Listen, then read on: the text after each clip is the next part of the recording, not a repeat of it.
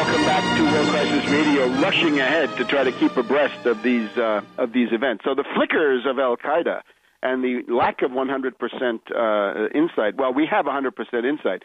We know that the top honchos are from Al-Qaeda and that the main military cadres of this effort are from Al-Qaeda. This also accounts for some of their problems, right? We know Al-Qaeda, what is it? Of course, we should just run that down for you briefly. The components of Al-Qaeda, because we're not changing anything that we've said about this in the past. Al-Qaeda is made up of fanatics, psychotics, dupes, misfits, mercenaries, drug addicts, criminals, mental deficients, there are other categories, tribalists in some cases. And they're led by who? By double agents. There are double agents in the middle of it. We can see this in Yemen. Let's just do the quick thing on Yemen. The Yemen civil war is what? We have a bunch of people who are shipped over by the United States from Guantanamo Bay concentration camp to Yemen. One of the key people is named Shiri, S-H-I-R-H-I. He's a Saudi, S-H-I-H-R-I. Shiri from Guantanamo Bay concentration camp, shipped over by the U.S. to Yemen. Humanitarian gesture? No, I'm afraid not. He was pre-programmed to become the head of a new group, Al-Qaeda, in the Arabian Peninsula, other Guantanamo Bay inmates. And, of course, Awlaki, the CIA lackey, Anwar Awlaki, the guy who has been used for sheep-dipping so many stupid patsies of the Al-Qaeda type. That would be the Fort Dick Six, the Toronto plotters, Major Hassan of Fort Hood, Hani Hanjour, the Christmas Mutala bomber, Times Square bomber, all these people, all mentally deficient or more or less, have been then put into touch with Al-Awlaki, the CIA lackey, so the U.S. can come out and say triumphantly, aha, you see, Al-Qaeda. But now there's been a change. That's also that's basically the account of what's going on in Yemen. There was an attempted coup by General Mohsen, M-O-H-S-E-N. General Mohsen of Yemen, M-O-H-S-E-N, is the Tantawi equivalent, right? In Egypt, the real action was a coup d'etat led by Field Marshal Tantawi. Similarly, in Tunis, that was not that gaggle of students in the square. That was a military coup that drove out Ben Ali. Many accounts allow you to see that. In the case of Yemen, it's General Mohsen, M-O-H-S-E-N, very nasty fellow. That's the U.S. CIA candidate to oust Saleh, but it's being done with the help of this Al-Qaeda secret army. Now, the difference, however, is this. Under Bush and Cheney, the presence of Al-Qaeda was a ready-made excuse to bomb, to strafe, to invade, to destroy. This is what happened in Iraq, for example. They created Al-Qaeda in Iraq with this Zarqawi, who was taken out of the Ansar enclave, set up in some other digs. He proclaims eternal loyalty to bin Laden, and the U.S. can say, thank God, we can now say we're in Iraq to fight Al-Qaeda, just as the going was getting rough. But now it's different.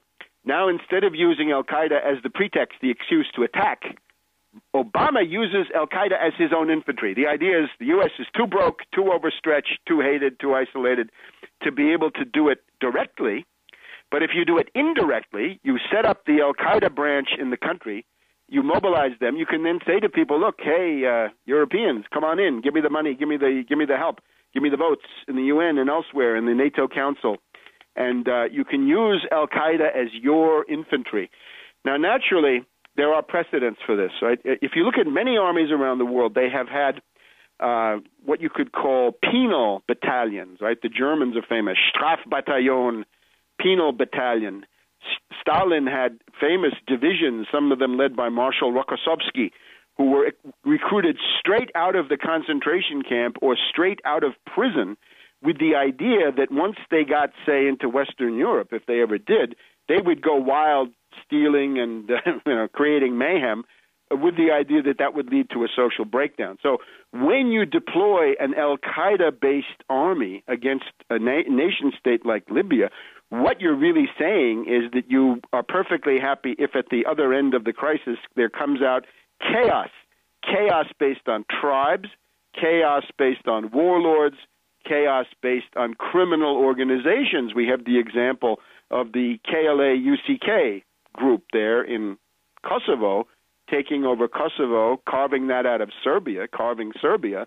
That's a good example for what is intended, I think, in in Libya. Now, let's just go through and give the general overview of what's being deployed in Libya. We've already talked about the West Point study.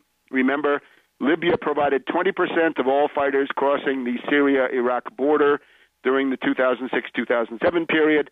The world capital of terrorism from those U.S. Captured records was Darna. Darna, the city of 50, 60, 70,000 people between Benghazi and Tobruk, gave more terrorists in absolute numbers than any city in the world, more than Riyadh, Saudi Arabia, with 4 or 5 million people, more than anybody. Libya gave 20% of the total, but that's far out of proportion, right? Libya, a 6 million, 7 million person country. Saudi Arabia already 4 times that. Other countries, Egypt, 10, 15 times that number of people. But Libya, special status. So Darna was in the top 4, and Benghazi was in the top 4. And of the Libyans who indicated a preference, 85% preferred the suicide bomber method. So this is an indication of fanaticism. The history of that is the Senussi order. It is an irrationalist sect within Islam, similar to the Wahhabites, emerging in the 1830s and 1840s. It then became very popular in Cyrenaica, in precisely the Benghazi-Darna-Tobruk corridor. When the Italians took over Libya about 100 years ago or slightly more, the rebellion against the Italians was led by the Senussi order. They were encouraged by the British. The British got in touch with them, made the contacts, and after Mussolini had been gotten rid of and fascism, Italy defeated in World War II, the British took over Libya as a UN trusteeship territory, and they put in the head of the Senussi order, of this irrationalist cult, as the king of Cyrenaica first in Benghazi. This was King Idris I, and then they made him, he was emir of Cyrenaica, and then king of Libya, and he didn't want to be king of Libya. He said, Cyrenaica is what I care about, but Tripolitania, the other province, there are 2 provinces left over from the Ottoman Empire. One is Tripolitania, Tripoli, and the other one being Cyrenaica, Benghazi, Tobruk area. So King Idris I was put in by the British in the early 50s, and he was then kicked out by Gaddafi in the late 60s. So the resentment of the tribes of the Benghazi-Tobruk area, Darna, is that those Harabis and those Obeidats are the former monarchical ruling class, and they resent the Gaddafi tribes, be it the Qaddafa, the Warfala, the Mahagira, or the Fezan, who in the west, the center, and the south, who support Gaddafi against the monarchy. Now, this also defines the racism, because those tribes from Fezan in the southwest corner of Libya, a lot of those people are black or very dark. So therefore, the hatred, the racist hatred, anti-black racist hatred of the Harabi and the Obeidats goes against the Fezan. And this is the story of why there were so many people lynched and murdered and massacred at the beginning, when the line was that Gaddafi had armed black mercenaries. Well, a lot of those were simply workers from Chad and Mali in places like this, but a lot of them were simply decent Libyans, and Libyans who happened to be black. I guess the crime was being black in Benghazi. Being black in Benghazi was a capital offense under these racists of the Benghazi Rebel Council. And now we have our first black president, Obama, supporting genocide in that area against black people with the help of Susan Rice and all sorts of other people. Isn't that wonderful? Singing tomorrows and change you can believe in. So now let's just give a quick overview of this rebellion. What's in the field? There are basically four components. First, well, we'll have to wait now to the next segment to go through that, but we'll be back on World Crisis Radio. Keep up with everything on Webster G. Tarpley on Twitter and Tarpley.net.